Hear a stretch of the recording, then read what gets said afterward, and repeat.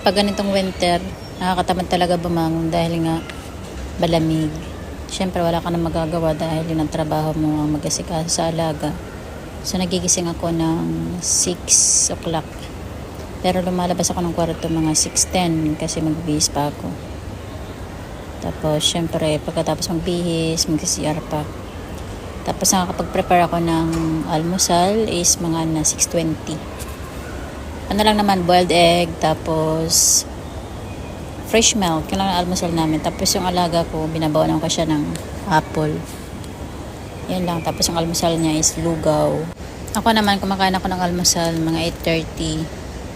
Ang almusal ko is ano lang, fresh milk, tapos tinapay, saging, tapos boiled egg. Yan lang naman kasi ang almusal naming lahat. Yung mga bata lang yung iba. So fast forward na tayo guys. Nandito na kami sa labas. Nakababa na kami. Papunta dun sa bus stop. Mga 3 to 5 minutes lang walking from the building. Sa apartment ng bahay ni Amo.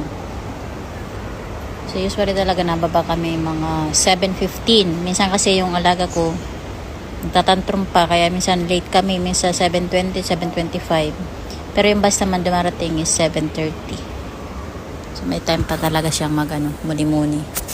Kasi ang gising niya is 6:45. Siyempre ang bata minsan nantok pa. So ayan na guys, fast forward ulit. Nasa na siya, loob ng bus. Ayan na, paalis na sila. Tapos ang sundo niya sa hapon is 3:00. So yun lang, maraming salamat sa panonood. At pagka-uwi ko pala ng bahay, matutulog pa ako ulit. Kasi mga tulog pa yung mga tao. Yung bunso kasi nagigising yung mga 8.